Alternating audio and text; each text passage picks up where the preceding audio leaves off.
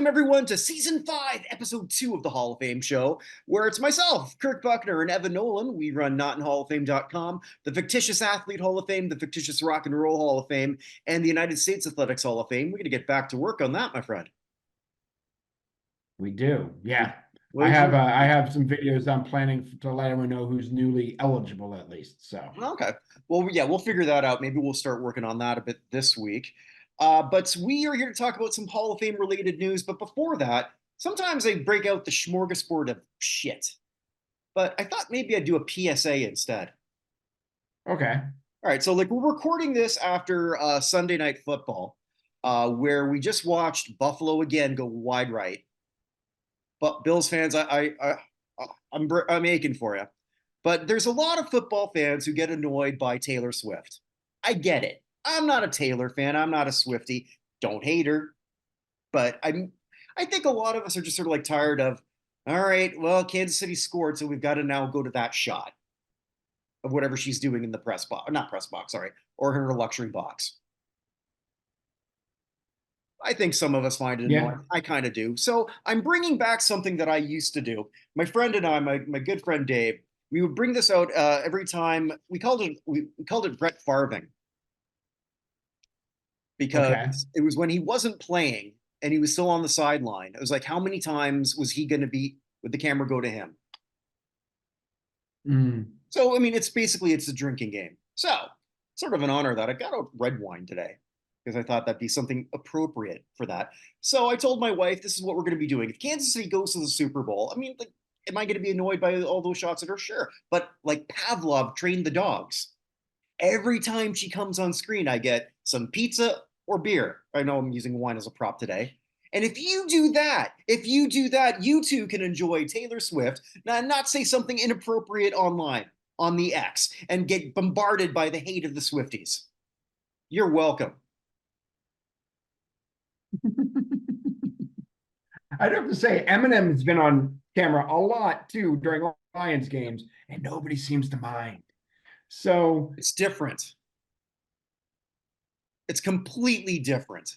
in which way? Eminem's not sleeping with one of the players, and it's not happening in Are you every are you sure of that, Kirk? based on his lyrics, yes. Or maybe Fair enough. is he protesting too much? I don't know. Look, Paul sent off a picture which was just awesome in this game, where sort of it's my good, bad, and ugly, and I sent that to you. Right? Yeah. It was basically a still shot of I forget which score, it doesn't matter. But you have Brittany Mahomes. Sorry, you're the one who sort of led me down the Brittany path because I didn't know much about her. Right? She's nuts. I'm sorry. She's what? She's not my favorite. Well, I know she's not, but I mean, then I sort of I was doing Google searches today in preparation. I prepped for this.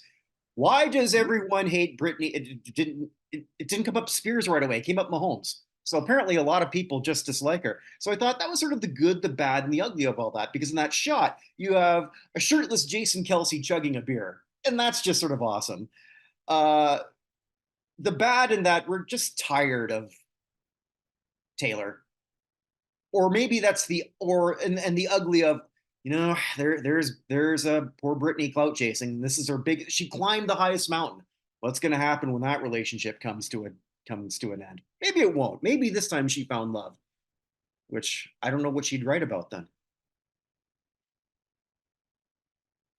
Man, who knows? I mean, you never know. Eventually, people find love, and then you end up writing 70s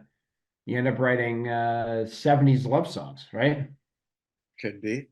I just have a feeling there's going to be a deep cut with the lyric on the next album that's going to say that annoying hanger on, and it's going to be referenced to a certain Brittany Mahomes, who I will Maybe. still take after everything I learned.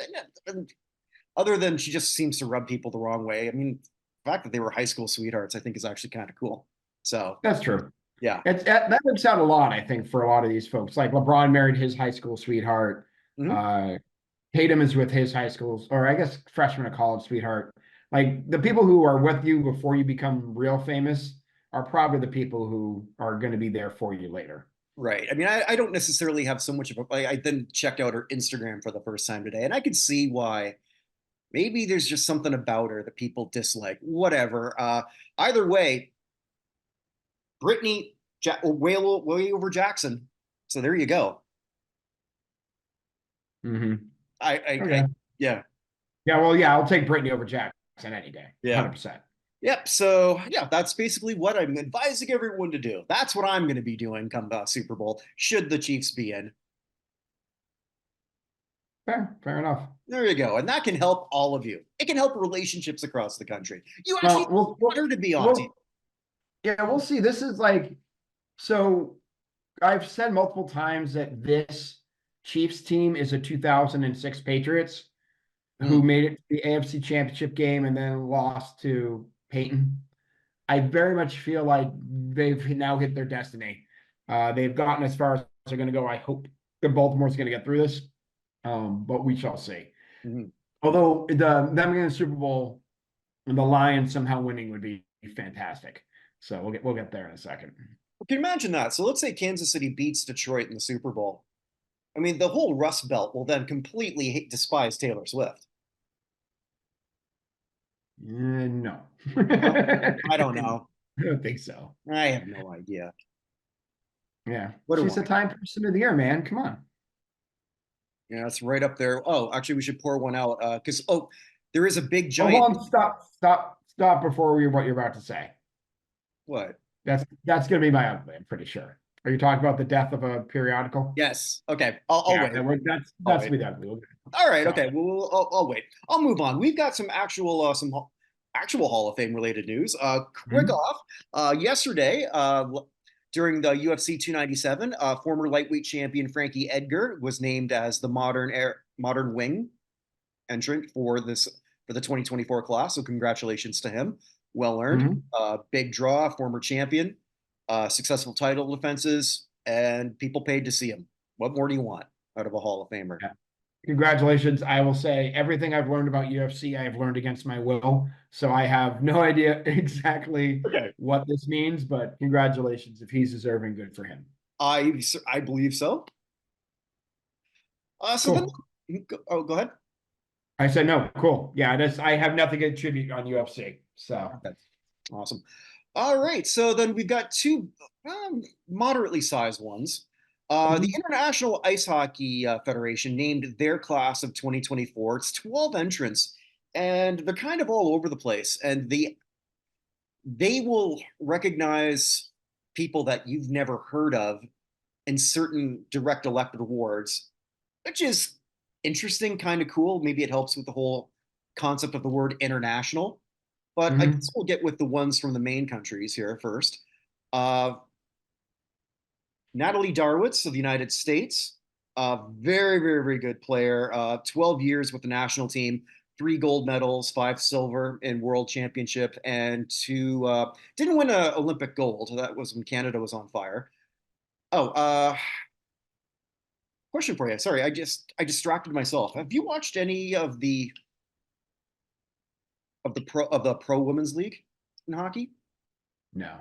Okay, I watched a little bit of it. Congratulations to the crowds in Minneapolis. Apparently, they drew 13,000 for their opener. Oh wow. Yeah, which is pretty damn good. Uh, it got recommended on YouTube for me. It's like, oh shit! And then I watched a bit of it. It's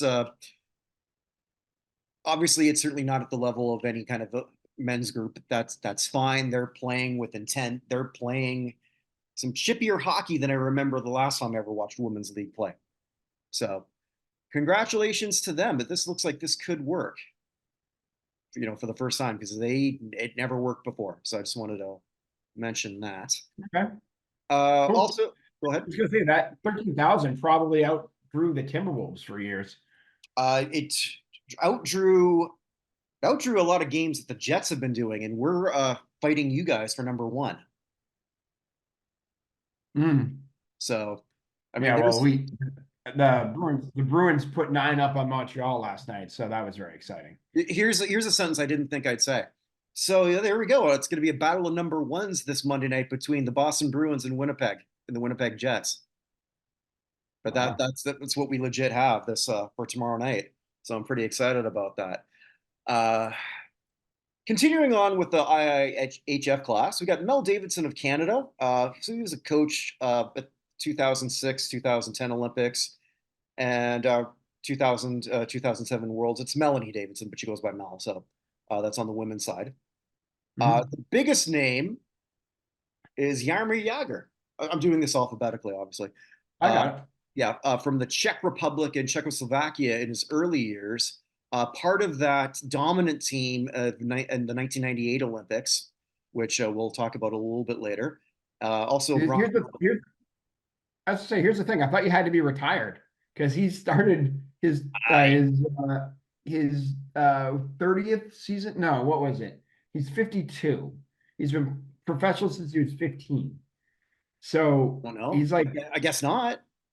yeah, interesting because Yager is still playing with his hometown team back in the Czech Republic. Yeah, which is why he's not in the Hockey Hall of Fame. Yeah. Maybe they figured because he hasn't represented the Czech Republic in a long time, Mm. and he's not going to. But this is the greatest player in Czech history. Maybe, possibly, you could argue that Dominik Hasek is, if not the 1A, 1B. Yeah, I still think most people take Yager. I think so. Yeah. But ironically enough, or coincidentally enough, rather, we're gonna, well, actually, I'll just skip to that one right now because he's technically inducted twice. The Czech team, so they don't normally do teams, but they did Hmm. this time. So they're inducting the Czech team of 98, 98, the 98 Olympics. Yeah. the 98 Olympics, a team that where Hasek was so good, again, against the best players in the world. He Hmm. had a goals against average under 1. Hmm. I Yeah. don't care They, that it was only they won six they games. won the gold medal that year, 1-0 Yeah. against Russia. Yeah, and how to beat like a very powerful Canadian team to do it, to get into Mhm. to get past in the They semis. had a shootout, I think, if I Yeah, remember correct. right. So I mean, like Hasek was phenomenal. It wasn't like he didn't have help in front of him. Obviously, Jagger was there, so he did have some good teammates. But Hasek, that might be along with what Mike Richter did in Mhm. '96 World Cup of Hockey. Reason why I am a big fan of him for the Hockey Hall of Fame. But Mhm. it's the greatest performance ever by a goalie in international Yeah. history. I truly believe that. Uh, Kenny Jonsson. So we got somebody from Sweden. Sweden. Mhm. Good defensive player on some on Swedish goal teams in the Worlds. Bronze in the World Cup of Hockey '96. Pretty good player for, if I remember right, he played for the Islanders for an extended period of time. Yeah, he was drafted by the Leafs, but he ended up with mostly with the Islanders. This one I had to go way back, and I because And they won Olympic gold in Lillehammer back in '94. So he was on I that was team. right, yeah. Igor, I hope I'm pronouncing this right because I'm not that familiar with this gentleman. Igor Liba, Hmm. from Slovakia, but really represented the Czechoslovakia because he didn't play for Slovakia. Hmm. So this was like before his best years were before Czech players were in the NHL. Certainly seems like Yeah. he was good enough to have been in the NHL, but he wasn't there. So Well, he played 37. He played 37 games. right, but I Uh, mean at the tail end of his career. yeah. Well, he played 37 games with the Rangers and Kings, and then Yeah. decided he wanted to just go back home Mhm. more than anything. So. And good on him. But certainly a deserving person here. This person's very interesting to me. Somebody who chose to stay in Finland, was good enough to sort of play in the NHL, chose not to. Petteri Numelin. Mhm. Uh, Listen to this for the World Hockey Championship. This defenseman, a gold, 4 silvers, 2 bronze, and he also played. He also won silver in the Olympics and was in the World Cup of Hockey team. Usually, when you look at the Finnish team, it's mostly NHL players and a couple people who decide to stay in the Finnish league. This guy was that guy to stay in the Finnish league. Probably could have Mhm. definitely could have made it, but chose not to. Mhm. So Yeah. I'm So curious. he had a 30-year career. Mhm. He played in, I have it listed here, he played a lot in Finland. He played 139 games in Columbus and Minnesota, but Mhm. mostly Finland, Sweden, Switzerland, Norway, and Japan. Yeah. So, which is pretty impressive. And yeah, and his his medal total is ridiculous. So here's a player I forgot completely all about. So I saw him, quite a bit in the '80s as sort of like a reserve player for the Oilers on 3 of their cups. Like when I started watching hockey a whole hell of a lot. Yaroslav Puzar, another person from Czechoslovakia. So he was able to gain like if you're going to play, like not briefly, but if you're only going to play maybe a few hundred games in the NHL and it's in the 80s, I don't think there's any better place than Edmonton at that point in time. Mm-hmm. Yeah, well, he played with Gretzky and Curry on the line. Yeah, pretty good. Absolutely. I mean, you can't hope for better line mates maybe in the history of hockey than Gretzky and Curry. It's up there. Silver medal in the Olympics in '76. Also, 2 gold in the World Hockey Championships. So certainly a very good career. This one surprised me, but I'm more surprised myself. I forgot how often he represented Canada, Ryan Smith. Mm-hmm. You know, so sometimes I think of him. The first thing I always think about is how he was a bit of a whiner on occasion. Used to call him Crying Ryan in Edmonton, but a very good player in his own right. Represented Canada a hell of a lot. 2 gold, a silver at the Worlds. Also good enough to be on the 2002 Olympic team. So you're still pretty good if you're playing on Team Canada. Gold in the World Juniors in '95 and the 2004 World Cup of Hockey. So very, very deserving. Well, interesting. He was already inducted in 2020, but COVID happened. And so they're just basically honoring him at this one. Is he the only one that they're doing that for? I don't know. I know I saw that as part of it. I'll figure that out. So here's where it gets a couple of these people are very, very interesting. Desiderni Varga from Romania, and he's the recipient of the Toriani Award, which is basically going to a player from, let's be blunt, shitty international teams. I don't know how else to say this. Yeah, I get it. Yeah. But 17 World Hockey Championships that he played for representing Romania, including the only time where they ever made the A group. So sounds like a pretty good choice to me based on what limited I know of. I mean, I know my hockey there, Evan, but I can't tell you much about Team Romania. No, I can't tell you much either. So, but good for him. Mm-hmm. Okay, so the Paul Lokaro Award, I might be pronouncing that incorrectly also. That's going to Ukraine's Anatoly Brezvin. He was the president of Ukraine's Ice Hockey Federation from 2006 to 2020. According to what I read, he was a big part of trying to grow the game in Ukraine and work on facilities. I don't know how many of them are still intact, but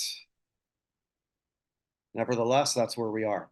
And here's a cool one. The first time they ever did something in the media. And who better than Al Michaels? Do you believe in miracles from the United States of America? Yes. In the 1980? Yeah. I mean, like, it is the greatest call in all hockey history, period, in my opinion.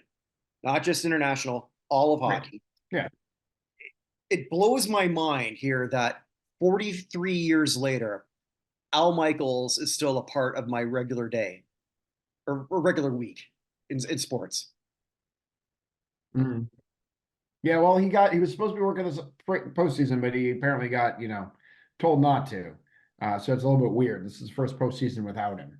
For I missed football. that. I mean, like I haven't been paying attention to a lot of the media. Yeah. But yeah, still 43 years later. I mean, the man's in his mid to late 70s at this point, so doesn't look it. Does not. So, and by the way, to answer your question from before, the class of 2020 was inducted during the 2022 IIHF World Championship as a class of 2022, but Grant Smith couldn't make it. So everybody else in the class has been inducted and was part of the thing, that Smith, for whatever reason, couldn't be there. I don't know if he was sick or whatever, so they're doing it now. Okay. Essentially. All right, so the rest of that class included Alexei Yashin, Kimmo Timonen, Mark Street, Matthias Seeger, Man Won Chung from South Korea, and Ron Berteling from the Netherlands, who got that same award for the Romanian guy. Okay. Yeah, this is certainly one Hall of Fame that Pierre Turgeon will never make. That I will go on record. It is impossible. We'll see. What we'll see. I'm writing letters. I'm kidding. Yeah, he won't make it. I know. He didn't get off the bench. He didn't get off the bench for a fight, and Canadians are, Hmm. there's been so few fights the Canadians have been in, and they remember the few that happened. Okay. Okay. So How many times did he represent Canada after? I've written for I know. those who don't. Close your The eyes. answer is What? it's a round number. I was trying to do a little bit of a bit, but okay, fine. All right, what's the bit? I'm sorry. Close your eyes. What do you see? Nothing? That's not the same now. It's a round number, like I said. It's a round So, number. Yes. It is a round number. but congratulations to all the members of the IIHF Hall of Fame. Mhm. Which you can actually visit. You think it's hard. It's not. It's in Toronto. It's housed in the Hockey Hall of Fame. Which makes sense.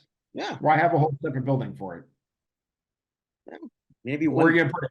Switzerland, like with all the rest of the international stuff? I don't think a lot of people would go. I don't That's know. my point. Stockholm? I suppose you've been Stockholm, Prague, Yeah. Helsinki. Although if you put someone in there and then they didn't want to leave, would that be Stockholm syndrome? Mm, could be. Could be. That was when I was a kid. I made up a fake league, baseball league for teams in Europe, and that was one of the teams, the Stockholm Syndromes. We also had the Warsaw Casualties, the Crimea Rivers, the Brussels Sprouts. There was a Lyons Club, and of course the Nice guys who always finished last. So there are a few others. The London Derriers was one. There was I can't remember them all. So yeah. So Yeah, I thought the Crimea Rivers was one of my favorite ones. So that's very, very good. that was a Who's good the one. league champion? I think that year we did it. So my buddy Bill Bunting and I had a whole thing. I think it was London. I don't even remember. That's awesome. That is. I actually have the notebooks with all of the standings. We did a whole draft. Mhm. So like you draft any player from history. And then, we kept statistics. We were very nerdy and very bored in 1992. So Well, oh yeah, as opposed to the coolness that I radiate. So no judgment here. To sort of like top this off, remind me, I actually have a D&D question for you after. oh, cool. Yeah, yeah, Excellent. yeah. We're actually gonna talk a little bit about D&D when we get to the people who passed away. So Oh, we are. Okay. Well, there you go. Well, we got one more Hall of Fame, the Songwriters Hall of Fame. And before we went on, we were Mhm. sort of confused a little bit about one. I think one stands out a little bit more than the other, and I'm more than happy to be corrected on this. I don't mind Mhm. admitting that I'm wrong unless I'm talking to my wife, and then I've never been wrong. How are you still married? I am still married. I said how, not I, whether. oh, how? Yeah, Yeah. especially the fact that with her level of success and me doing Hmm. this, yeah, I don't know. I have no idea. Fair enough. There are five new entrants. Hillary Lindsay. Uh, I did more of a deep dive in her own career, but she's mostly known for everything that she wrote for others. Jesus Take the Wheel, Carrie Underwood. Uh, Hmm. Girl Crush, Little Big Town. Blue Ain't Your Color, Keith Urban. Always Remember Us This Way and Million Reasons by Lady Gaga. So a whole lot of stuff on the. Damn, I'm blanking on the movie. The remake, Star is Born. Sorry, Simon. Yeah. Yeah, because she was nominated for an Academy Award and a Golden Globe. So congratulations to her. The one we're a little bit struggling with, and maybe, and again, he might be more prolific writer than I'm aware. I know him as a genius producer, and that's Timbaland. Yeah. I mean, I was thinking him more as a producer with this stuff. Mhm. Um, hold on. But yeah, so Timothy Mosley. Mm. Um, Yeah, so I mean, like, especially when I'm looking at some of his biggest hits that they reference. So Justin Timberlake's "Sexy Back," which isn't exactly lyrically proficient, but whatever.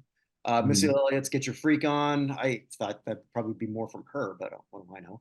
Big Pimpin' Jay-Z, and a lot of stuff he did from that pretty decent album, "The Way I Are," "Give It to Me."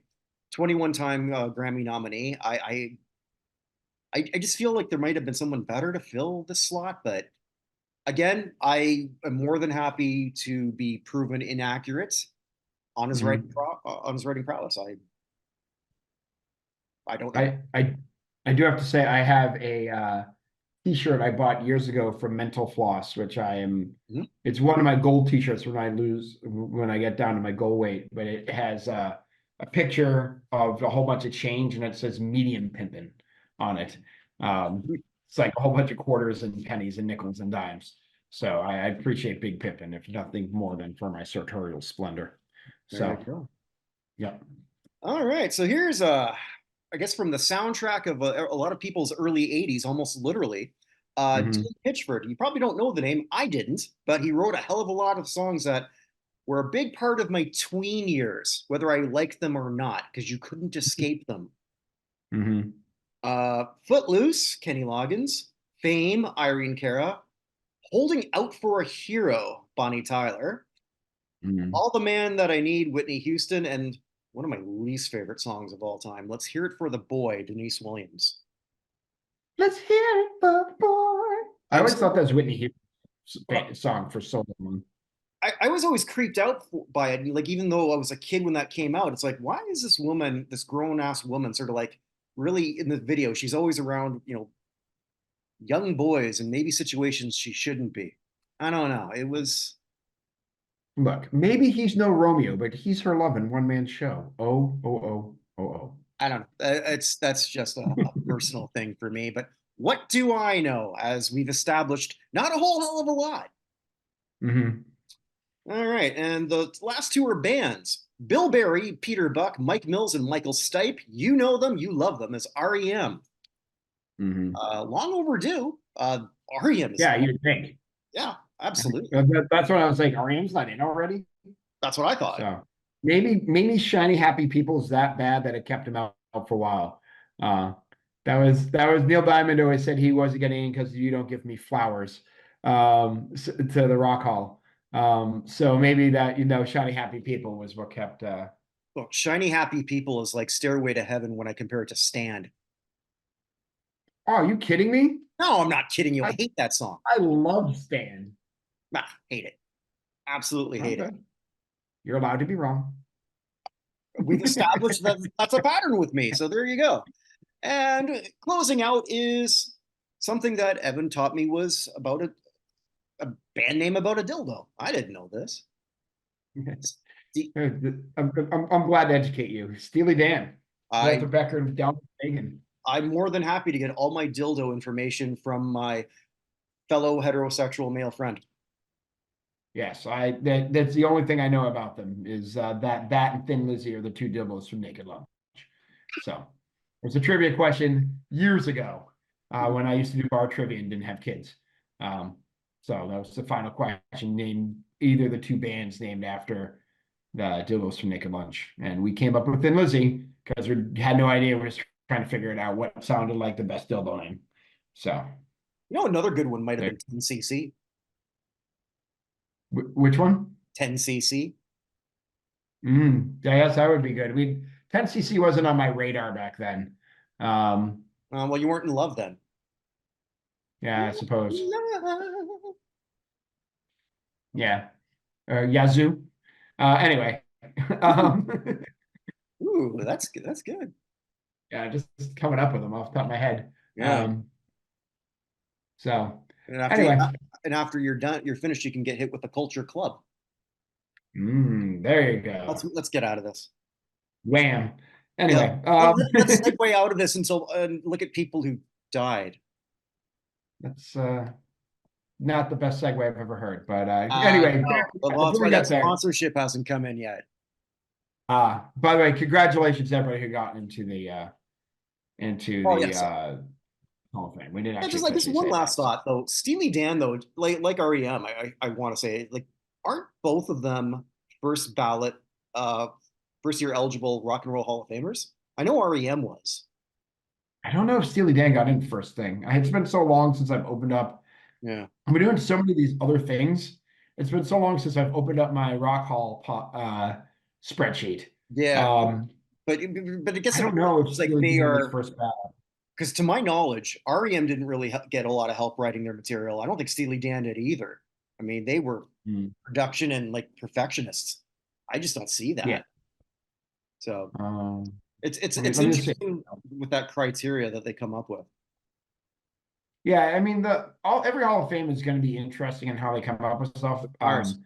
But you would think, I mean, there's been over 400 inductees into the Songwriters Hall of Fame, including not, I mean, not people, but like writers and bands and singers and everything like that. You'd think that Steely Dan in particular, since I mean, REM's been around since what, 79, 80. Steely Dan predates them by a decade. Right. So hold on, let's see here. Steely Both of Dan. them have never seen a dip in their legacy go. Obviously, their popularity, because No, so Steely Dan got in 2001 on their third bite at the apple. to be fair, that was a lot harder then. As Yeah, you, so in 99, their first year was 99. Mhm. They lost out to Billy Joel, Curtis Mayfield, Paul McCartney, Del Shannon, Dusty Springfield, Bruce Springsteen, and the Staple Singers. Like that is a lineup. Um, I mean, maybe you could quibble with Del Shannon, but it was his seventh time on the ballot at that point.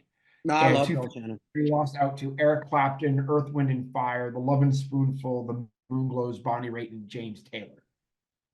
Again, maybe The Moonglows, that was their sixth out. That was their sixth nomination at that point. So the class of 2001 had first ballots Michael Jackson and Paul Simon, second ballots of Aerosmith and Queen, third ballot Richie Valens. Well, Richie had been it was his third time eligible, but his third Wait a time minute. on the ballot. Queen didn't get in the first year. No, what's his name from Vulture, who I make fun of all the time every time he comes out with his article. Oh, I know There's what a you're talking about. The one where he ranks all the yeah, artists. and he put Lionel Richie's now the worst band, but Queen was for years for him because he said they're a one hit wonder. Um, Which hit? which I think Bohemian Rhapsody, but I'm not sure. But I mean, I you gotta could say find that article again. you could say, So, oh, it'll come out again in what? When the Rock Hall's probably coming up at the early February now. yeah, you know what? You and I will redo that. Maybe we'll get a Nick with a vote, Nick Baumbach. Yeah, He's just a genius when it comes to all this sort of he stuff. is. But you got to figure that like they're just people. That's a problem with the old nominating committee. Like if people just didn't like somebody, Mhm. they didn't get in. So what's his name? Jan Winter said that Kiss would never get in while he was alive. And finally, they got enough people to get them through, and they got in their first opportunity. But it was like their Well, no, they didn't. year of They didn't. eligibility. They were finalists before. Or were they? Yeah, I'm pretty sure. I'm pretty Maybe. sure they were, but it was like one of those things where it's interesting that they ever got in at all, considering that Mm, most of the people who are in that who actually vote are critically yeah. minded. Yeah, true. I can't think of a better word than that other than say a stick up their ass, but maybe that was a better word. So yeah. So anyway, the rest of them: Steely Dan, Richie Valens on their third ballot, the Flamingos on their fifth, Mm. Solomon Burke on his 10th, making him the longest, most nominated and getting in, as opposed to Sheik, who's been nominated 10 times and hasn't gotten in. By the way, the bands that did not make it, all of them are in except for one, which is the New York Dolls. Everyone else, AC/DC did not get in. AC/DC, Bob Seger and Patti Smith, first year of eligibility. Brenda Lee and Leonard Skinner and Lou Reed with their second nominations. Black Sabbath with their fourth. And Mhm. New York Dolls still are not in. They're the only one left from the class of 2001. So Mm-mm. anyway. Interesting. All right. All right. So Oh, no, here's now, a segue. Now that Jan Winter's career has died, who else has died? yes, there we go. So we're gonna start with music. So there were so many people from the end of last year. I'm just gonna clean those up since we're gonna have another podcast on Thursday. Yeah, please. Anyone who died last week, I'm just gonna come back to them at that point. So we're gonna start with from the Misfits. Oh, Hold on. My computer just froze. Give me one quick second. Come mhm. on. Guilty pleasure band of mine is the Misfits. Yes. Um, um, I think I love their look more than their actual music, but there's something to it. so Manny Martinez, Mhm. who was their drummer back in 1977, passed away at the end of last year. I Mm. believe he was 68 years old. So may he rest in peace. Colin Burgess, Australian rock musician, drummer in the Masters of Apprentices, and later became the original drummer from AC/DC, Oh, um, from 73 to 74. So they had top 20 single success in Australia with the Master Apprentices. They had 4 top 20s. I just remember the ARIA Hall of Fame. But he passed away at the age of 77. Um, so yeah, he was replaced by a succession of drummers before Phil Rudd joined, and then Rudd injured his right hand in a fight. Burgess was recalled as his replacement for a few weeks. So, and that he was actually at the Music Factory in London when Bon Scott died. He was one of the last people Scott spoke to before he left. oh, Yeah, Colin Burgess was 77. Um, from George Clinton's Parliament and Funkadelic, Amp Fiddler, Joseph Anthony Amp Fiddler, who was with the Funkadelic from 85 to 96, passed away at the age of 65 from cancer. mm. So, um, from the Trogs, hold on. From the Trogs, bass guitarist and backing vocalist Pete Lucas, who'd been Mm. with the band. He was not one of the original members, but had been with the band for, Oh, so he wasn't with them when they did Wild Thing. He just played it forever. yeah, he started with the band in 85. So the Trogs have still been touring forever. They're still going. And he's been the bass player and backing vocalist since 1985 Can you with them. imagine going to a Trogs concert and say, you know, I don't want to play Wild Thing today. It's like Wild Thing. I think I hate playing you. like a story my uncle told me about Don Ho. They saw him in Hawaii, and he got drunk. And he said, "I don't want to play Tiny Bubbles today. I'm sick of Tiny Bubbles." Yeah. Well, they used a palindrome on him. They must have said, "Oh no, Don Ho," which is a palindrome. So sorry.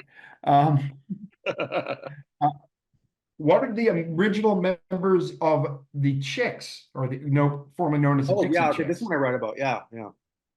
Laura Lynch. So she was with them from 90 through 95. Before they got She famous. Yeah, before they became real famous. She was replaced by Natalie Maines. Mm. So Dixie Chicks, you originally had Robin Lynn Macy, Laura Lynch, Emily Strayer, and Marty McGuire. And then Laura Lynch, when she left, um, she was on lead vocals. And then Natalie Maines came in as the lead vocalist after that. But she passed away at the age of 65. So What, 65? yeah, she was the oldest member of the group. Holy crap. I Yeah. didn't realize. Well, no, the living members, the current group, they're not even in their 50s yet, are they? I guess maybe they are. Correct. I don't know. I actually I just closed the window, so I can't tell Yeah, you. okay. Okay. Well, they couldn't be, but anyway. Um Yeah. anyway. Um Robert Johnson of Steel Eye Span, who was with them from 72 to 77 and again from 80 to 2001. He passed away at the age of 79. Mhm. You remember Steel Eye Span? I do not. But when you started saying Uh, Robert Johnson, I was going to say you're decades late on this one, pal. nice, no, different one. Yeah. Yeah, but he passed away at the age of 79. Um, Also from music, hold on a second. It's got a little messed up. I'll get to that in a second. Bum, bum, bum. Where is it? Uh, There you go. Larry Collins, one of the Collins kids, also passed away at the age of 79. So he and his sister performed from 19. His sister Lori passed away in 2018, but they had their hits in the 1950s of Hop, Skip, and Jump, Beetlebug Bop, and Hoy Hoy. So there you go. I don't Now, remember Grand that. Ole Opry, folks. Okay. But yeah, he passed away at the age of 79. He also co-wrote the song Delta Dawn. I know that. Yeah, from 1972. So he was one of the co-writers of that one. There was a Monday Night Raw where Stone Cold sang that. Oh, really? Yup. He sings as good as you think. Interesting. Hmm. Okay.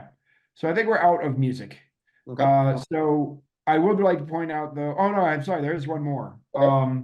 James Kotak, best known for his work as a drummer with Scorpions, Ah, passed away at the age of 61. Also as a member of Montrose, Warrant, and a couple others over time. So he's married to Tommy Lee's younger sister, Athena Bass.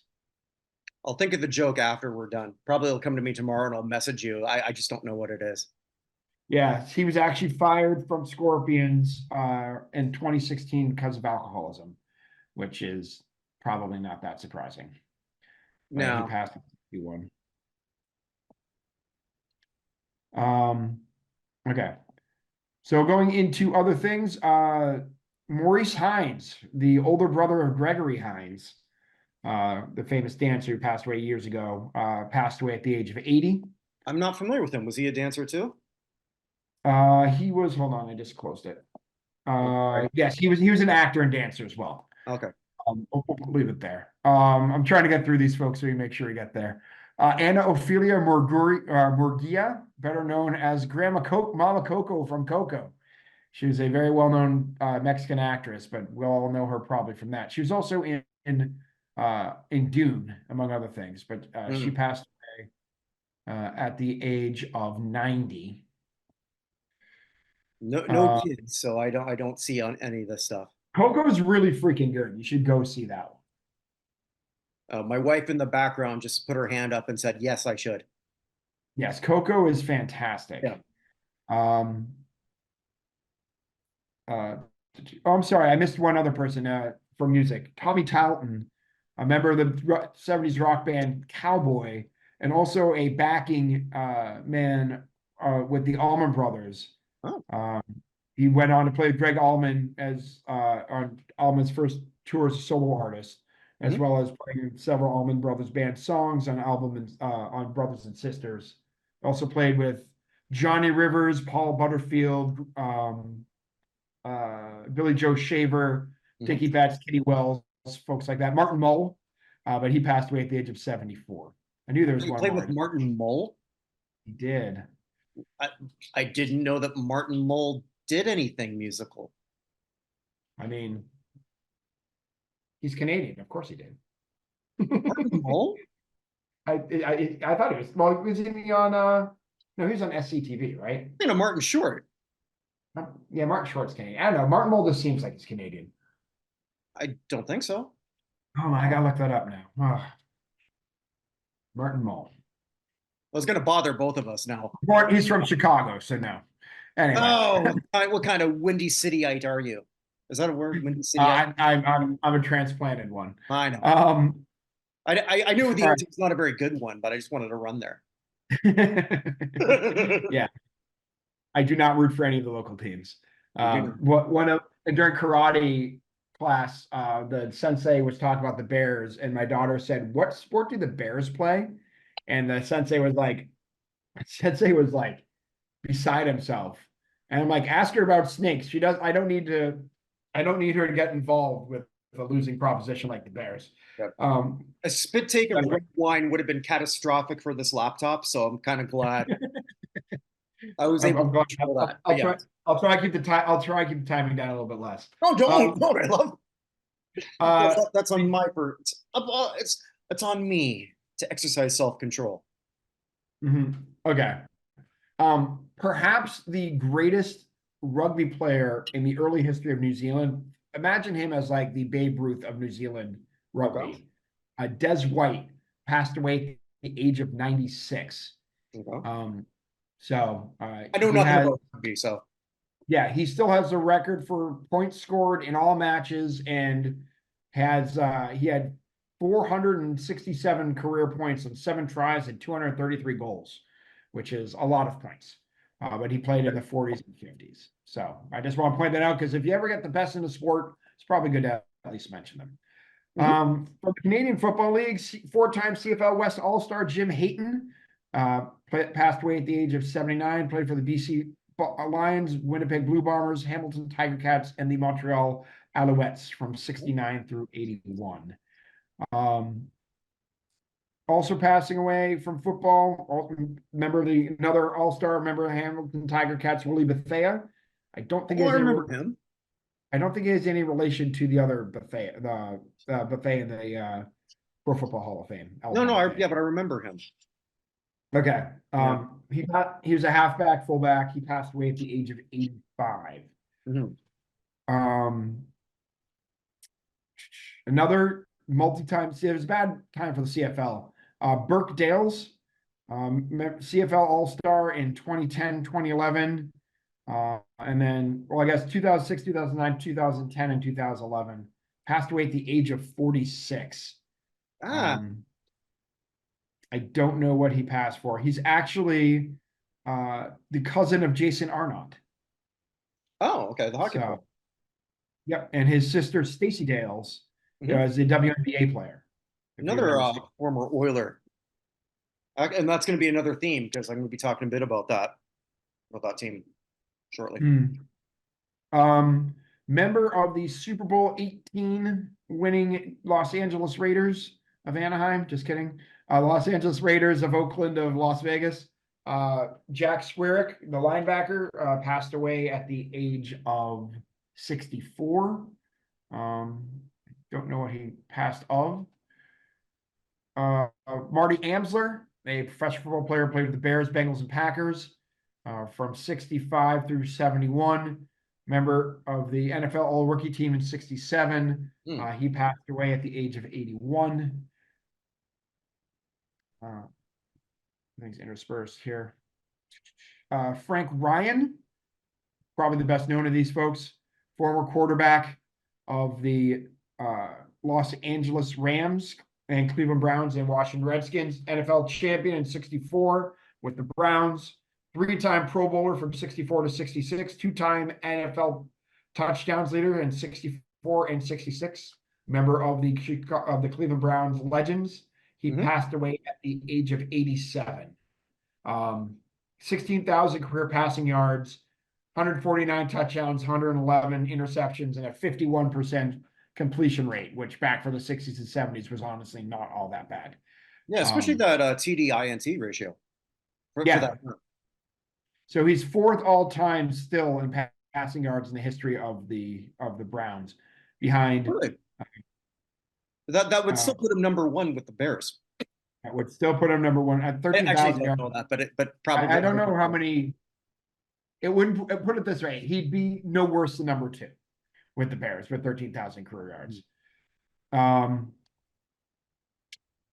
Moving on to, one more football player. Ken Bowman played with the Packers from 64 to 73 and 1 year with the Hawaiians.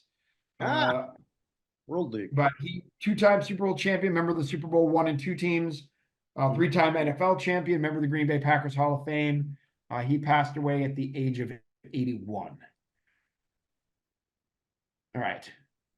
Going to a different sport, hockey. Connie Madigan, who played for the St. Louis Blues from 55 through 76. Wait a minute. I don't remember that name. Wait, it can't be from 55. Blues didn't become a team until 67. Oh, he played.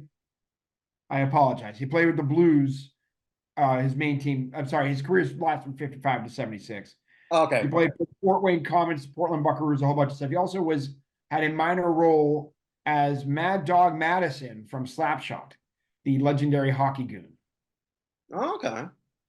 But he would have been was he like one of the ringers then, I guess, that they brought in for Syracuse?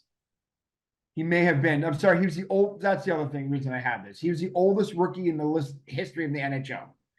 So he made his NHL debut at the age of 38. So That's awesome. You know what I learned? I don't know if this is true or not. Apparently, one of the characters in that McCracken from Slapshot was the mhm, inspiration of Wolverine. I don't know if that's true or not because that feels like that really, couldn't be historically right. Because I feel like didn't Wolverine come after 76 in the X-Men? But I don't know. I don't maybe. know my comic book stuff. I don't know enough about that either. Yeah. By the way, I missed three more football players. That's the only hockey person. So Ed Budd from the Kansas City Chiefs from Oh, 76. I missed that. He was really good. Yep. Five-time AFL All-Star, two-time first team All AFL, two-time second team All AFL, two-time Pro Bowler, member of the Kansas City Chiefs Chiefs. Hall of Yeah, Fame. yeah, yeah. Past 177 games, all with the Chiefs between 63 and 76. So He he was on passed that away at the Super Bowl four winning team then. Yeah. he was. Yeah. Yeah, Yeah. he passed away at the age of 83. I don't see Oh, from I'm mad what. I missed that because I would have wrote something about that. I can write it now. Also passing away, Bill McCall, uh, played for the Bears from 52 to 59. Passed away at the age of 93. Member of the College Football Hall of Fame, Mhm. two-time consensus All-American um, at US, no, Stanford. So he was a right end at two-time at Stanford, member of the College Football Hall of Fame. USC, Stanford, same thing. Yeah, no, the picture he was playing, he was making a tackle against a guy from USC and whatever. And then Carl Barzalowskis, a member of the Jets from 74 to 77 and Packers 78 to 79, member of the all rookie team in 74. He passed away at the age of 72. Mm. Okay, finally through all the football people for real, I promise.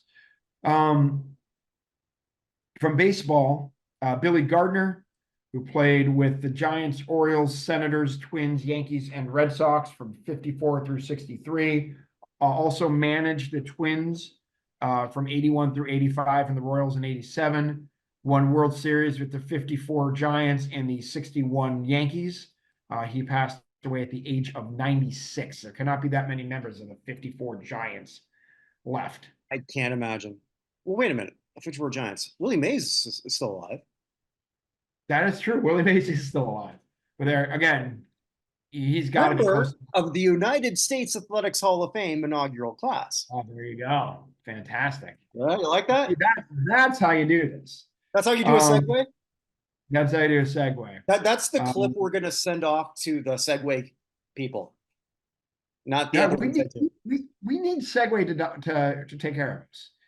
Um, also also passing for baseball, Bud Harrelson died Yeah, okay, yeah, that's a pretty big name.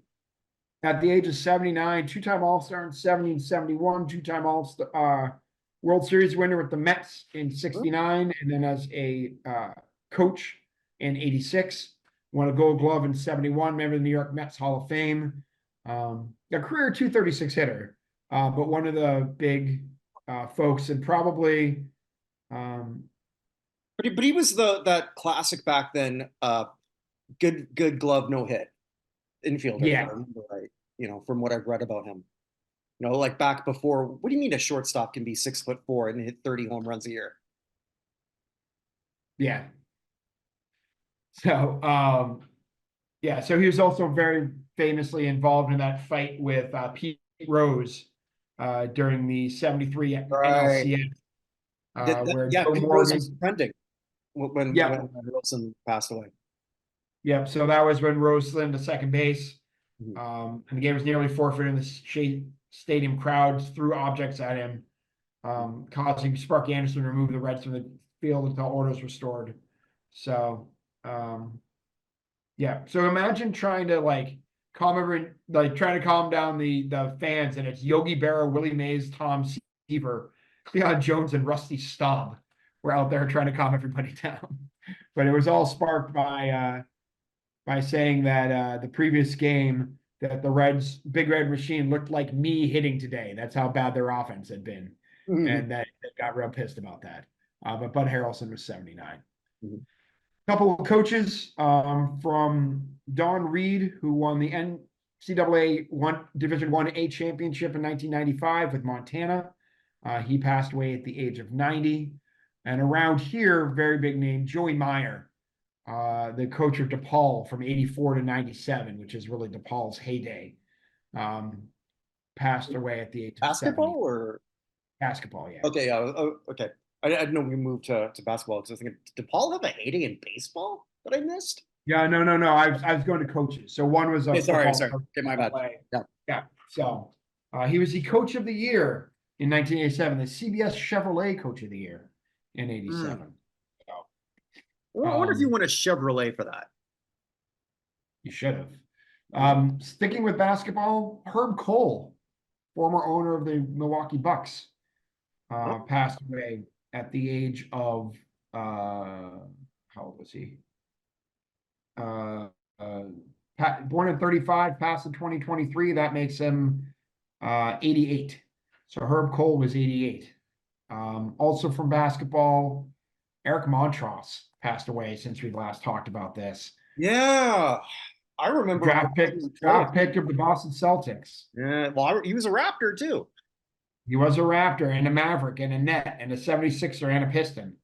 And God bless him, he sucked for all of them. Well, he's a member. He's not. He's not a member of the College Basketball Hall of Fame. Mm-hmm. Interesting. That's a little surprising. But yeah, if I remember right, just like a big guy who would he'd get a few opportunities because of his size and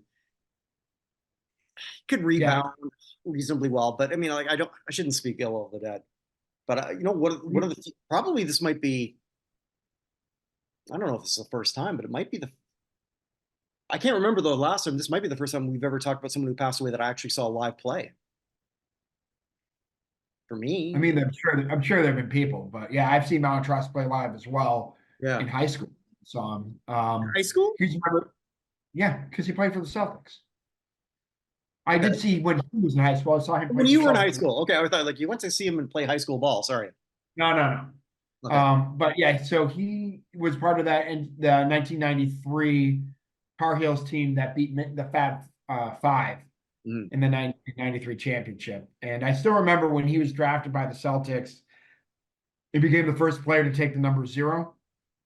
And he said he hoped that he was half as good as Robert Parrish, who had been 00, which was a funny thing to say during the press conference, but didn't quite work out that way.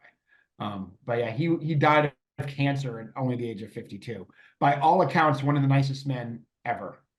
Oh wow! So, and then I told you we talked about Dungeons and Dragons here quickly. Yeah. So we'll start actually with not Dungeons and Dragons, but one of the principal people behind Warhammer, Brian Ansell. What's that? Is that another like role playing game or something? Yeah. Okay. It's a war game and there's miniatures. It's I won't say it's a Dungeons and Dragons alternative. It's another game that a lot of those folks play. But he was pretty much the designer. He's the managing director of Games Workshop, and he's the one who really brought Warhammer to life. He passed away at only the age of 68. Wait, did I do my math right? Yeah, 68 for that one. And then one of the biggest ones, General Jackways, who is another person. She worked with Dungeons and Dragons, the Dark Tower, and the Caverns of Thracia. She also did the development of design of role-playing games for things like Pac-Man, Donkey Kong. She created Age of Empires series, Quake 2. Someone just involved in like all that fantasy, whatever nerdy world. Did a ton of stuff, and she passed at 67, which is like a big deal for those of us who care about Dungeons and Dragons. So there you go. Okay, that's everybody. We're up through January 5th. All right, awesome. We'll get there. Okay. So I guess it's my section next, elevator up, elevator down, where I look at anyone in the past week who might have made a Hall of Fame case better or worse. Elevator up, elevator down. And I've got one that's a slight elevator up, just basically he's allowed to get back into the elevator. He was an elevator down a couple months ago, but the Edmonton Oilers just signed Corey Perry. And Corey Perry, if you may remember, was basically his contract was revoked or just canceled, or I don't know quite how that worked, with the Chicago Blackhawks when first it was believed that he might have been sleeping with Connor Bedard's mom. That's probably not the case at all, but it seems to be. That was a weird rumor that seemed to come out of nowhere. Right. And I think when people heard the GM's, and I apologize, I don't remember the GM's name for Chicago, but when I heard his reaction to that, it's like, yeah, okay, he didn't do that. But from what we've heard later, it is basically due to showing up drunk or something to that effect. That could be right, could be wrong, but that's what it's believed to be. He's getting another chance with Edmonton, and Edmonton's proven that it can be a haven for people who might have a few trouble. Evander Kane comes to mind. So it's an interesting get because the Oilers were the most disappointing start to the season. They're on, I believe, a 13-game win streak or 13-game unbeaten streak. I'm not sure exactly what, but they went from near the basement to if the season ended today, to a playoff spot. So, long story short, you can't rebuild your Hall of Fame career if you're not on the ice. He's back on the ice. We'll see what he does. I still don't see him as an eventual Hall of Famer based on everything leading up to this, but I'm saying there's a chance. A little bit of a Dumb and Dumber thing there going on. So, I mean, that was the only elevator up I have. That was only from a few hours ago as we're recording this. I messaged you before saying I don't really have one. But yeah. I'm looking right now. Edmonton is on a 13-game winning streak. So okay, so I was right. Okay, I couldn't remember whether it was unbeaten or winning. Which they had been 13, 15, and 1, and they won 13 straight to go from what was that 27 points to 53. So they've doubled essentially their points total for the year in the last. Yeah, and they've just got too much talent for them to have struggled that bad at the beginning of the season. But that's neither here nor there. There were stupid rumors going around Boston sports media of whether the Bruins could work a trade for Draisaitl based around Ullmark. Because their goaltending had been so freaking bad that, and I'm like, there's no way this is happening. It was one of those things, but it was one of those things. Their goaltending was largely responsible for how bad they had been at the beginning of the year. And Stuart Skinner sort of turned that ship around. Yeah. I don't remember who his number 2 is. Oh, oh God, that would be a great trade for Boston. No, fantastic. I mean, we have Swayman is pretty much just as good. I'd say he's better right now. What? I'd say I got Swayman over Ullmark right now. Well, Ullmark also ripped his groin and is just coming back from it. So, well, then I'm right. So, but yeah, yeah, good for Corey Perry. I do have a question for you. Sure. Speaking of going back to the Bills, what does this loss do to the legacy of oh my God, his name is right on my head. The Bills quarterback, Josh Allen. Oh, Josh Allen. Like he just cannot beat. This is now essentially Brady against Manning at the early part of their career. He's still young enough that, and I think he gets a pass because he doesn't have the same weapons that Kansas City does. This year? Kansas City overall in terms of perception, yes. Who's Buffalo's best defensive player? Okay, well, I mean, I'm thinking offensive players. I'm right, but I'm just talking about like the overall picture, right?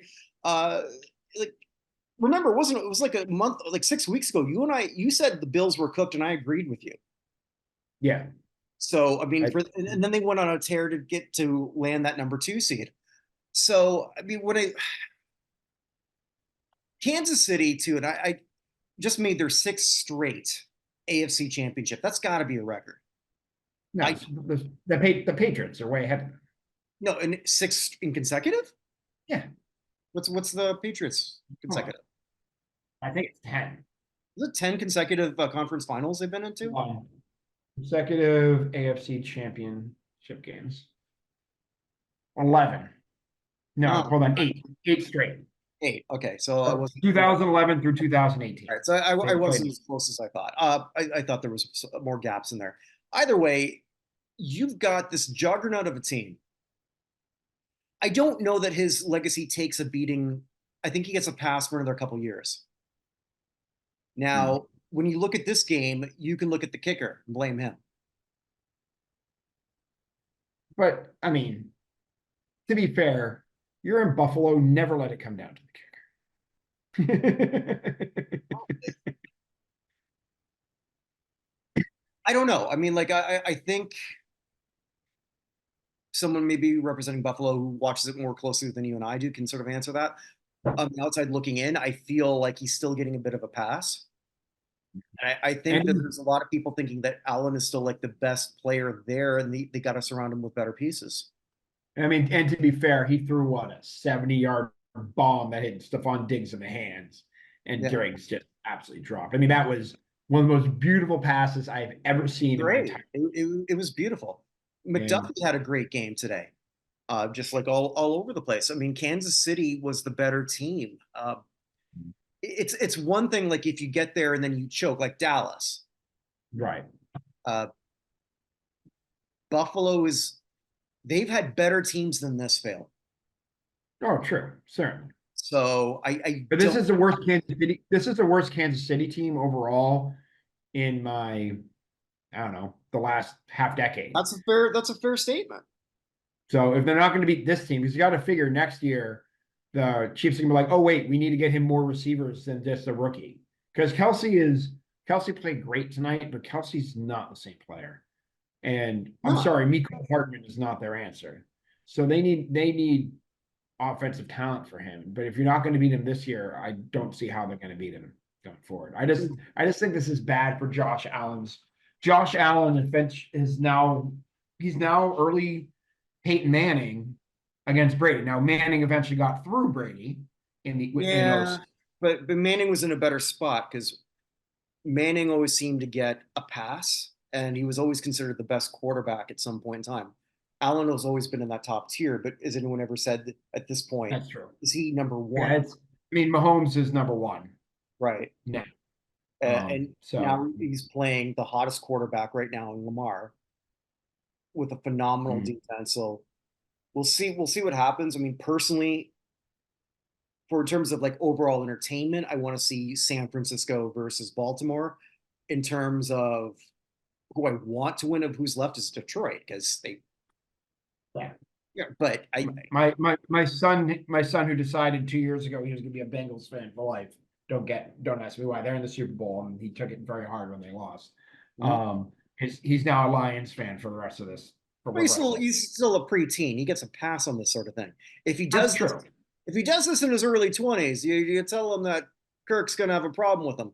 He's going to say, because I'll be 60 then. I won't really care. Anyway, never mind. As a joke was, Nick Saban left Alabama, Belichick left the Patriots, and the Cowboys lost in the first round of the playoffs. It was a very, very tough week for Yankees fans. So that's good. I like that. Anyway, so let's get to my good, bad, and ugly. Yeah. Good, the bad, and the ugly of the week.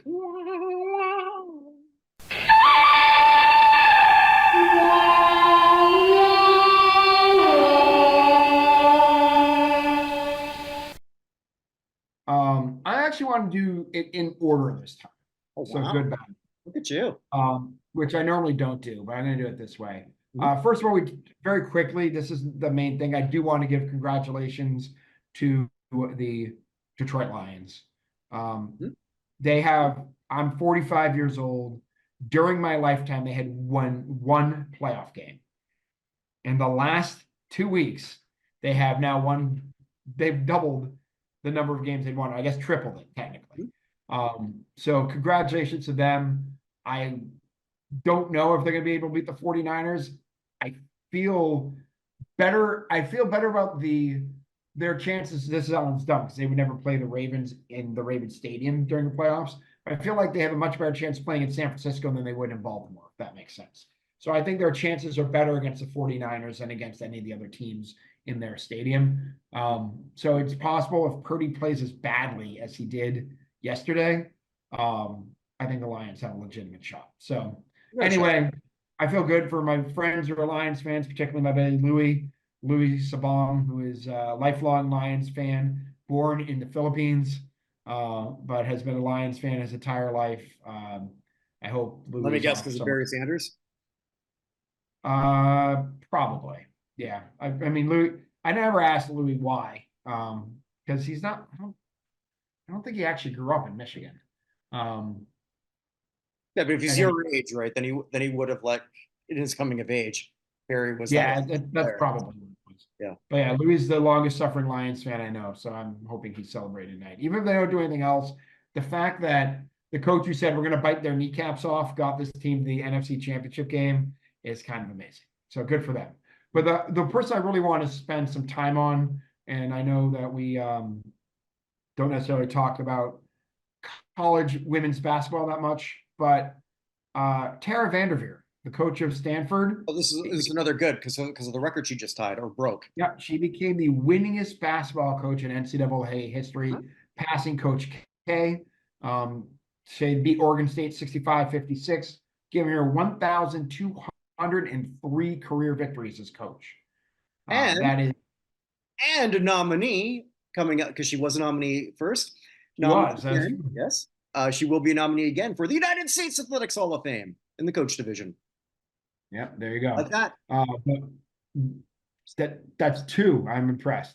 But I just want to spend some time talking about that. I haven't heard anything negative about Vanderveer throughout the career. Good for her. Congratulations. Mm-hmm. It's big. It's pretty big. She's going to keep pushing it out. Mm-hmm. So the reason I wanted to do it good, bad, ugly, I want to stay in college basketball for the bad. And it's actually the comment I'm going to talk about. I don't know if you happen to see the press conference for I'm going to say no because I probably haven't. Yeah, for Gino Auriemma.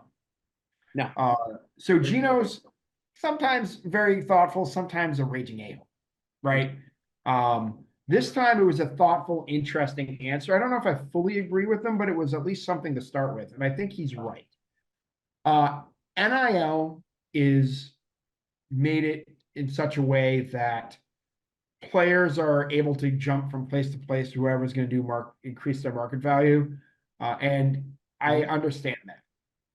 And he said that maybe new coaches coming in, this is the only way they know when they're going to thrive in that situation. He also admitted that because he's in women's basketball, and at this point, the most successful person in women's basketball, getting people to be professionals, nobody's going to get more marketing opportunities in women's basketball than they will at UConn, generally, right? Now you have some outliers. What's her name for LSU and Caitlin Clark in Iowa. Caitlin Clark in Iowa, right? So things like that, right? But they're outliers. People aren't going to Iowa for women's college basketball to increase their market value. Do you know what I'm saying? Unless they're looking for their old baseball dead heroes, they're not going to Iowa. Period. Correct. But UConn's one of the few places that's separate for that, and he admitted that as well.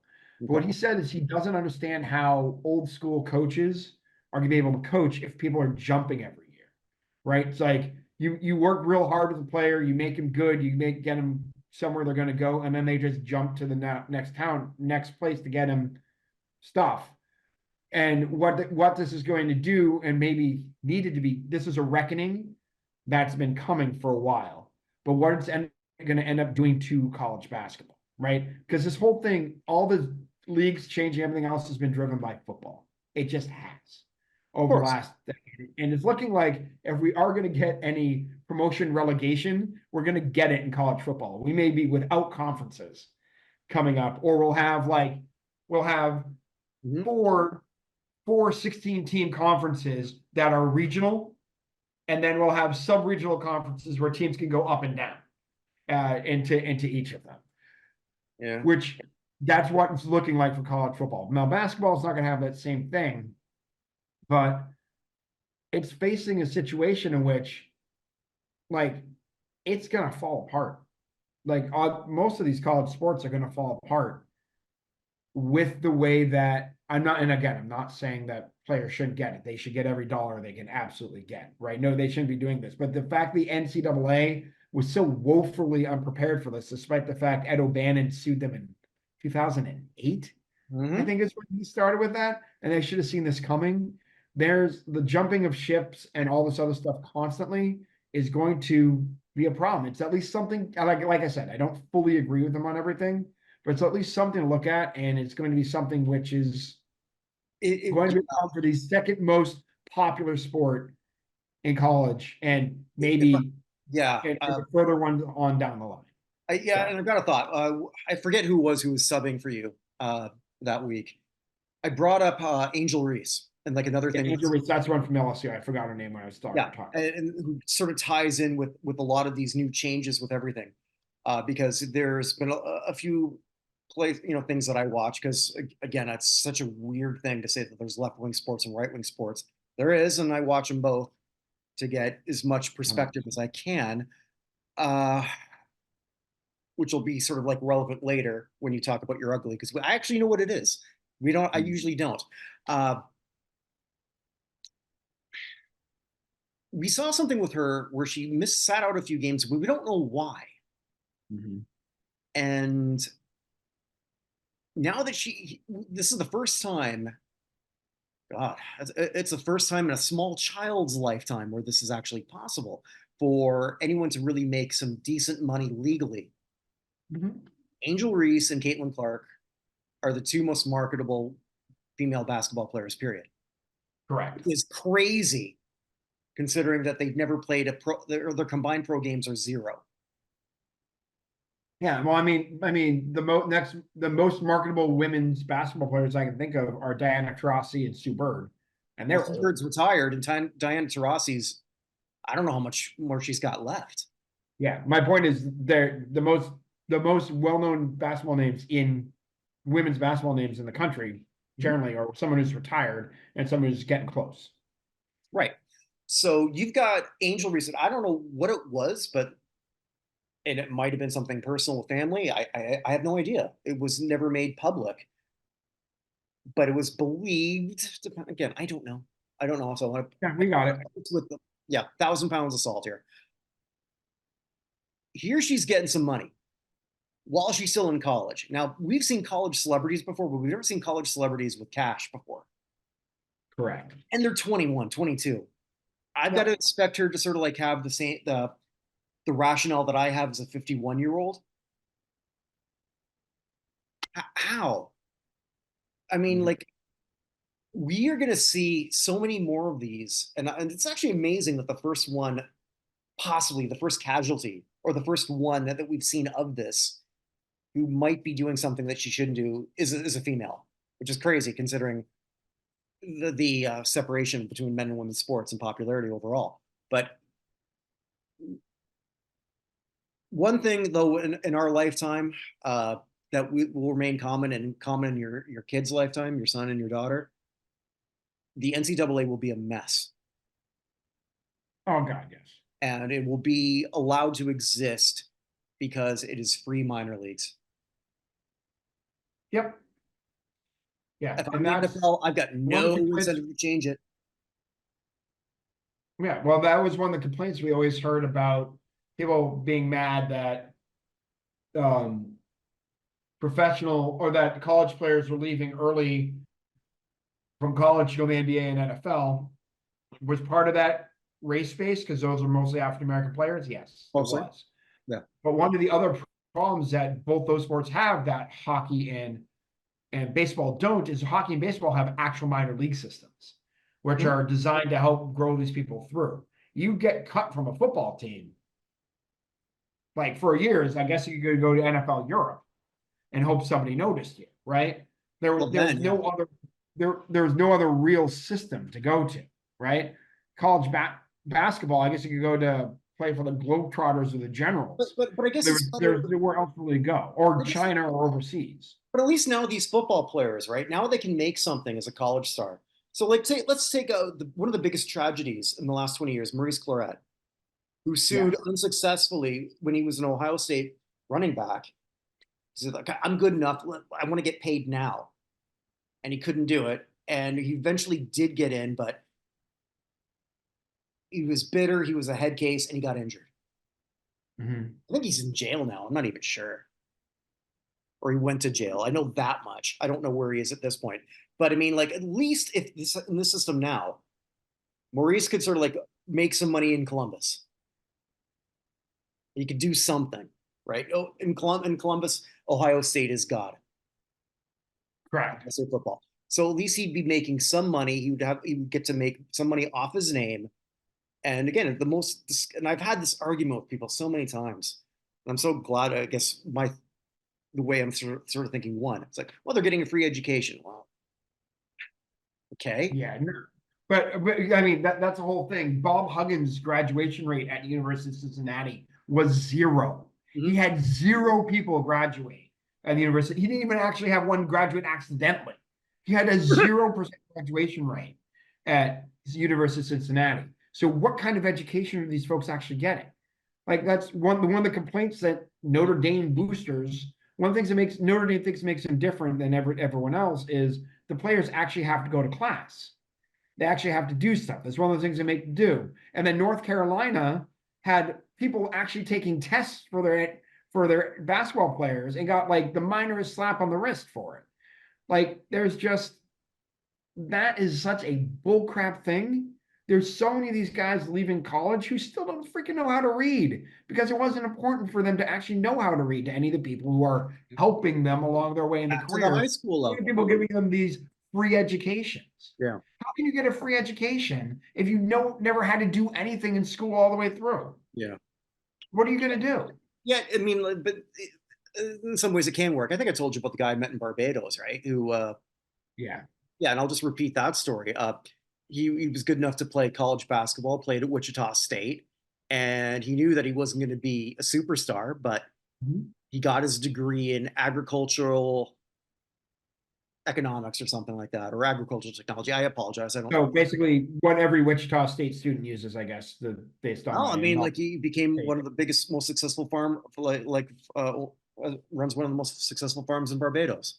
Right. So, and I'm not saying there aren't a lot of players like that, right? Sure. There aren't a lot of people out there who, their families might not be able to afford to go whatever, and they go to pick a school. I'll just throw Wake Forest out there. I have no connection to Wake Forest. I'm just picking one. And they go to Wake Forest and get an actual degree and learn something and know that they're not going to become a professional athlete coming out. But the whole AAU system in basketball is designed where who cares? Like, I don't care if you can't read or you read at a 3rd grade level. It's not important to what money you can make for me, right? Or make for yourself, me via making it for yourself. At least And now again, they can. but looking at all this stuff, like there's been all these draft pieces on Caleb Williams, right? Who's likely the first pick in the draft, and he has a freaking penthouse in Los Angeles that he's living in while a student at USC. I am not ripping on him for this. He's entirely entitled to it, right? But Reggie Bush lost his Heisman for getting an Impala and having his parents live in a place rent-free, right? The UMass Minutemen didn't officially make the 1995 NCAA Final Four because Marcus Camby got a necklace that was allegedly worth $200,000. Like the idea, the morals have always been screwed up in this whole system. Now the players getting stuff, my point is they still don't know what they're doing. And it's going to be a massive problem for all the sports going forward, particularly with what they need to do with Title IX. I'm going to be honest, because if they're going to have they have to have a certain number of opportunities under Title IX for everyone else. And if all the money's just going, and money was going these places anyway, but you're not going to have. Yeah, I just don't know what's going to happen. And other sports are just going to go. You're not going to have, I don't know, lacrosse teams. You're not going to have baseball teams. You're not going to have whatever because they just start cutting stuff and all the money's just going to people are making money. It's a mess. I just thought it was interesting. If you have a chance to watch Oriema's press conference, I thought it was like I said, I didn't agree with them on everything, but it was at least an interesting place to start a conversation. That's my bad. Okay. So you're ugly. Well, we kind of gave a tease, so I guess I can sort of open that up. Yeah. The death of Sports Illustrated. Now I know print magazines are going the way of the dodo, except for like specialty stuff. If you have a hobby magazine, you're going to be fine because your circulation isn't going to be affected, right? But all these big national magazines, it's all way down. It's stuff online, whatever. And these what's the word I'm looking for? Uh, the organizations that come with a whole bunch of money to buy stuff up. I can't think of the word right now because it's 10:30 at night. Who are coming in, the Bains of the world, to take over and streamline and all this other stuff. So what was it, a month and a half ago, Sports Illustrated got busted for printing out, having two reports out from fake reporters. They just used AI and had AI generated pictures. They decided to use, I think it was a reporter for, maybe it was the Bengals. They wanted like a fan reporter for the Bengals, and he was a senior in high school. Like they had no idea who this person was. So their old model used to be hire 4 or 5 of the best reporters in the sport and have them write stuff for you. That's how Sports Illustrated worked, right? So you had your Peter King, you had Peter Gammons, you had folks like that who were coming right incredible. Yeah, there you go. Yeah. Dr. Z. Like you had people like that writing great stuff all the time. And that's why people wanted Sports Illustrated, plus the pictures, which of course changed with the internet, and the swimsuit issue, which also changed with the internet. But it was a big deal. And it's very confusing as to what actually happened, but they're essentially laying off all their staff, for what we could tell. Although they're saying that the people who are being laid off are going to have the opportunity to work I don't know what's going on officially with it, but Sports Illustrated officially died this week. But right? they were Bernie Lomax for a long time. They're a corpse that has been held up for a while. I do want to sort of like tackle some of the right-wing people here. And again, I'm a centrist, but when they say get woke, go broke, and a lot of time you're right. Now, Sports Illustrated at that point, when they started putting, okay, we're going to have Megan Rapinoe on our cover, or we're going to have a trans person. They were looking for a lifeline. They were trying to come up with anything at that point because they were already dead. Evan and I, and probably a lot of people who are watching this or listening to this, as much as, again, I can rag on ESPN a lot, and I have, ESPN is my go-to every day. I don't know the last time, unless I didn't have internet, that I didn't go on ESPN.com. Mm-hmm. I think you're the same. I could be mistaken on that. Probably. Well, I used to go to sportsillustrated.com all the time too, but they had the single freaking worst website for the last 15 years. It wasn't just a recent thing. It has been awful for a decade and a half. They fell behind the times. They fell behind the curve. They are, and I tweeted this, or X'd this, posted, whatever. I don't know. They became the Blockbuster of their generation, or of their field. Blockbuster could have bought Netflix. They didn't. Sports Illustrated, when we were kids, even up until maybe the early 2000s, was the gold standard until it stopped being the gold standard. And it became not even a standard at all. Yeah. They didn't break anything. They didn't do anything. The only time they made news was cut through in the last 3 years. Wasn't there anything they broke? It was all through controversial swimsuit pictures. Mm. Honestly, that was the only time they ever trended until they died. I can't feel sorry for them. I feel sorry for the people who lost their jobs, but they did this to themselves. You fell behind the curve. Yeah, but again, the venture capitalists was the word I was looking for earlier, by the way. Okay. But the venture capitalists who come in and strip everything down to bare parts and whatever, repackage stuff. It's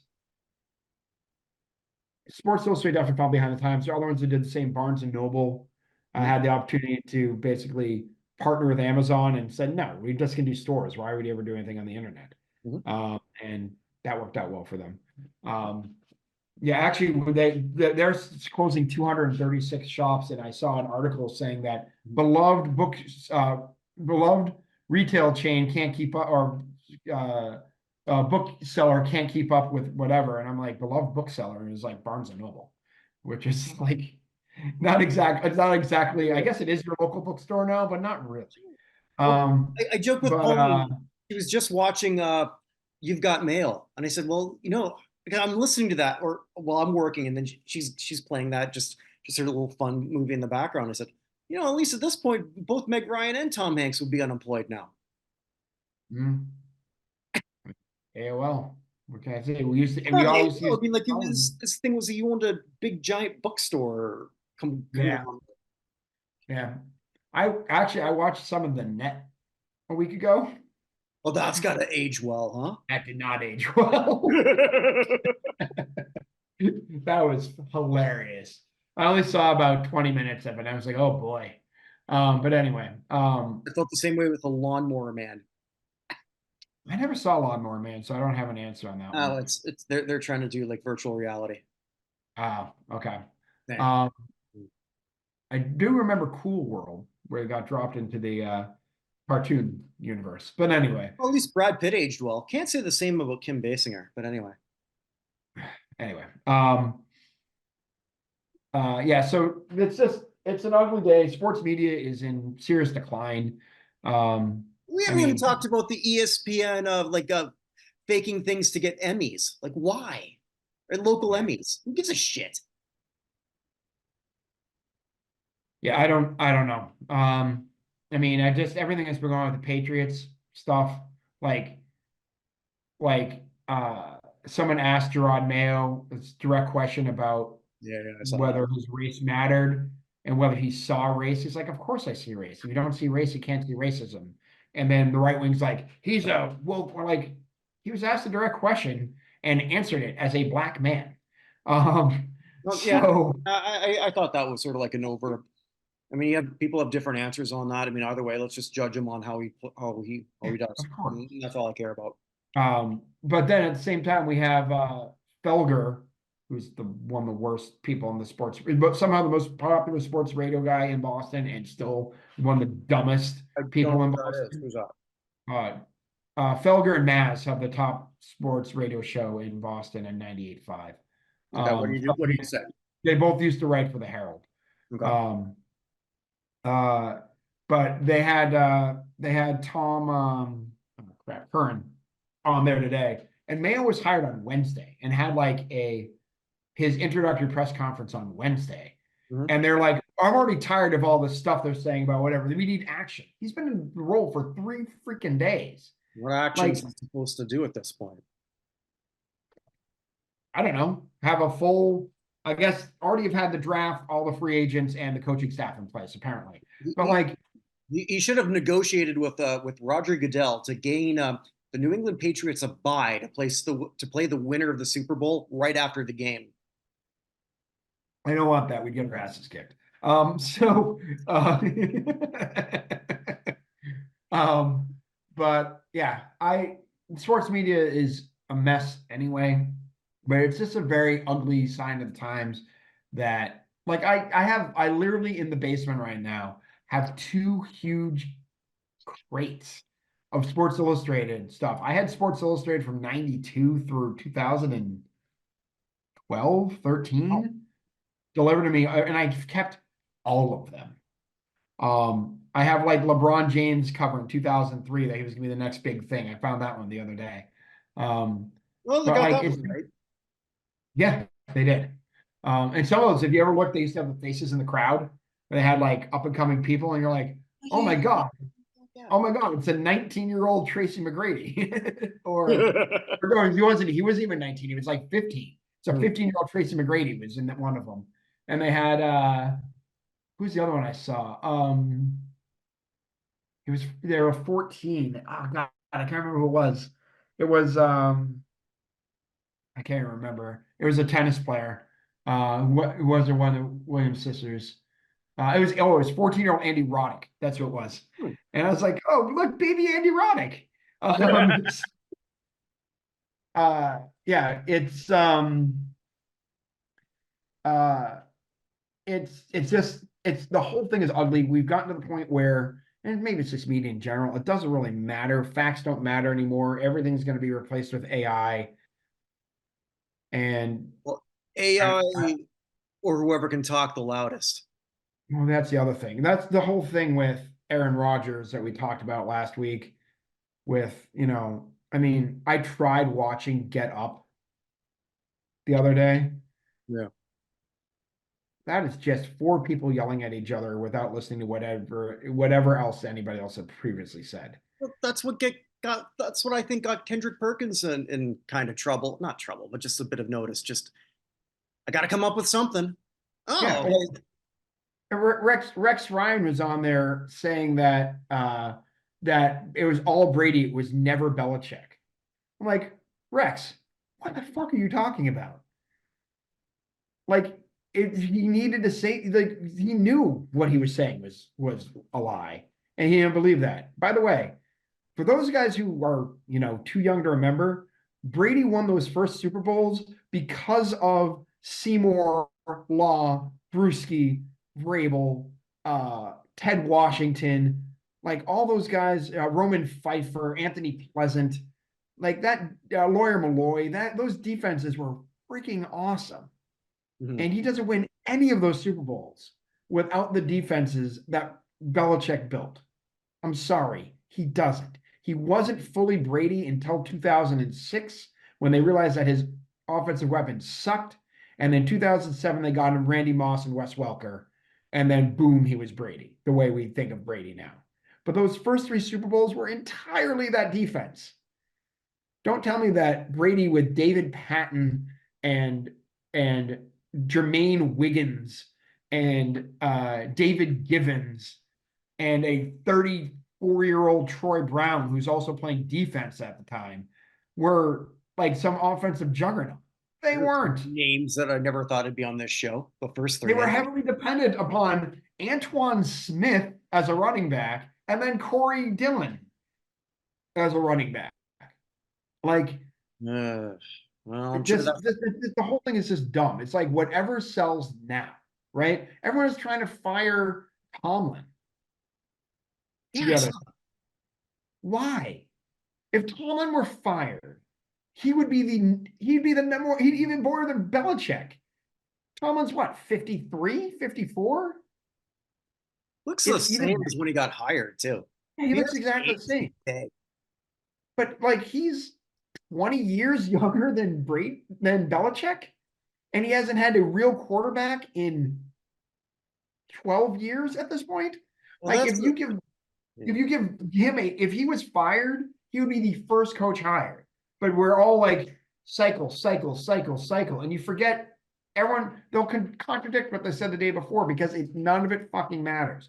All these guys, Dov Kleinman and the people over at Pro Football Weekly, all this stuff, they make shit up all the time, in the hopes that finally something is right. Albert Breer has no idea what goes on with the Patriots. He's not been in that locker room at all. He's been basically banned, but he's like, I got insiders. No, you don't. You have a magic 8-ball. So it sounds like a sideline reporter for the NFL.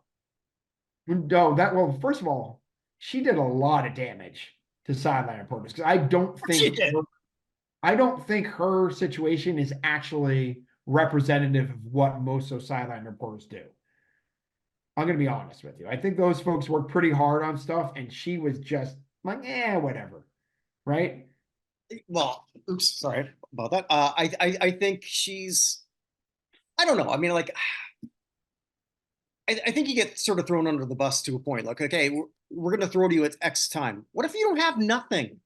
Then don't do it. Then work at the truck. Don't do it. If you can't find the coach, find an assistant coach. No, but I mean, if you've got no information, right?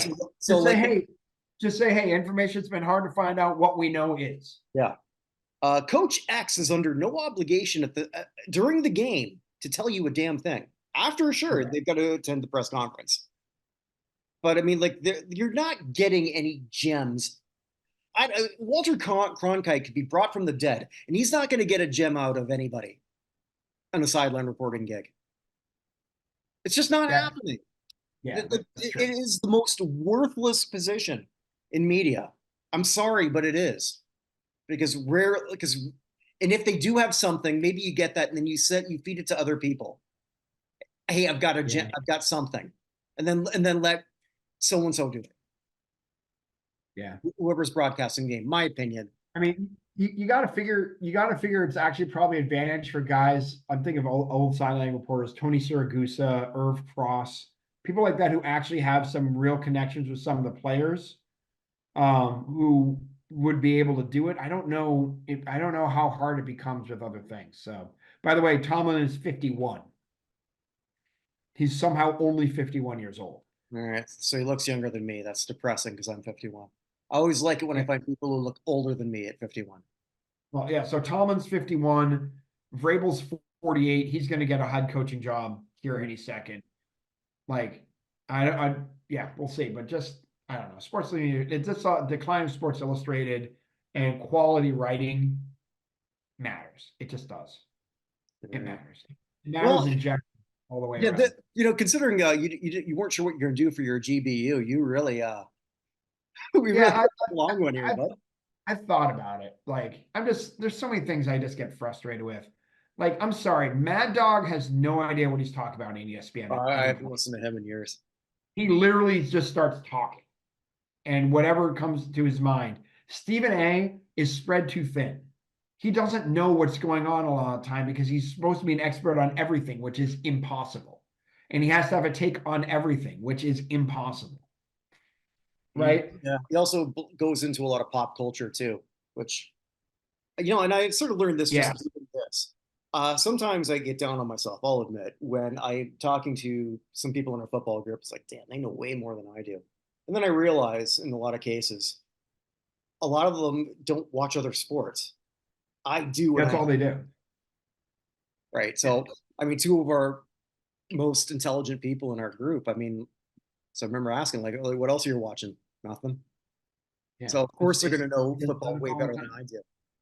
Yeah, of course. But sometimes you got to know your limitations. I guess limitations, my friend. There you go. Well, I think we've hit a limit to this show. Yeah, that's a good point. Yes. Yes, that's a good segue. So check out a lot of the other shows that we're doing here in the Buchnerverse. I've been doing a lot more interviews lately, so check some of those out. A lot of them have been on some books that have been written. There was a great one I did with Darren Hayes. I really learned a lot about that one, where he wrote a book on the 1903 Franklin All-Stars, a team that was so good that not only were they undefeated, nobody scored on them. Holy shit. Not a single point. Wow. And so it's an interesting thing, like, how the hell could that even come together? And then they don't even exist the year after. So he talks a bit about that. Mike Richman, who is a journalist out of Washington, he did a great book on George Allen, Football Life. So that's out. I got the chance to talk to Melvin Thrower, the son of Willie Thrower. So in terms of football history, it's a pretty good thing because he was the first ever true black quarterback. Whereas there have been other people who got to play that position, but that position hadn't been really fleshed out. Right. They were halfbacks who got the ball from the center and then decided what. Right. But the first true quarterback, he roomed with I didn't know this, George Blanda. Oh, really? Yeah. So he was the first person who first video I recorded for the USA. There you go. That's number 4 or 3. There you go. 3. Yes. There you go. So there's been a lot more of that. Evan and I were part of something. Thank you, Jack, because that was great. I watched everyone's. I thought we all did a pretty good job. There are a couple things I could have said something else here, and I could have emphasized that, but like, it was great seeing it with all the information up there. It was fantastic, and I really appreciate everything that everybody did on that. Even the 2 guys from Philly. Well, shout out to our webmaster who added the stats after the fact and just sort of isolated some of the work there, so we could sort of like do that differently, because that was something that we normally recorded live, but like we sort of we're a group in progress. We learn as we go. It's like, maybe we don't need to record us counting things and counting badly. Right. I You do, know, I do what I can, but they took that away from me this time. So well, no, well, I'm kidding. I'm kidding. yes, but just some of the other stuff there. Vinny Lospinoso has been doing a lot more stuff with us. We've been recording a lot more episodes of where Vinny makes the Hall of Fame case for. Also, him and I are doing a series where we're looking at people who were nominated for the Naismith Basketball Hall of Fame, not necessarily reaching the finals level, because we found that the Hoop Hall does a very poor job in actually telling you why these people were even reached the stage in the first place. So we do series where we're looking at 4 people, even after they sort of announce whoever gets through as finalists. Yeah, it's still sort of a nice thing looking at basketball history, especially when we look at some of the people in the old veterans category, some women who haven't been thought of. A real interesting one too is when we go international, Mm, and especially some of the upcoming basketball countries. The United States has taken it was the dominant factor until they weren't. right. And there's a lot of these people who we're talking about, and which is how we got here. Uh, I mean, think of the NBA right now. mhm. The top 3 candidates for the MVP, none are Americans. Although Joel Embiid's trying to be, right? Trying to Because be he's an won, American, but yeah, right? But Joel Embiid, Jokic, and what's his name in Dallas? Jokic. Yeah, right. Like none of those guys are Americans. Who's the top American player right now? I'll throw another player there you didn't mention, and Shea. Yeah, Gilgeous-Alexander is another one, SGA. I mean, the Uh, top American player right now is probably, I mean, Tatum, and he's fifth or yeah, sixth probably on that list. yeah. I mean, I haven't even included Giannis yet. But at the same time, though, I mean, like things change. I mean, I was going to say to you, but we didn't record that. Congratulations to the United States for winning the junior hockey championship. Well earned, and I will go on record, and it kills me to say this. I honestly think that right now they don't do a ranking system in international hockey. Maybe they do, and I don't pay attention. They probably do, but if I were to sort of like do a current ranking of all things, I would put the United States at number one right now over Canada. I truly believe that, and it wasn't all that long ago. Like, what do you mean? There's like out of the top 10 players, there's 2 non-Canadians. Well, like right now, Connor McDavid may not win that heart. Pasternak's a Czech. Uh, who else is like coming up? Kucherov's from Russia. Uh, Mhm.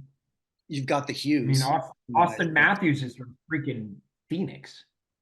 Right.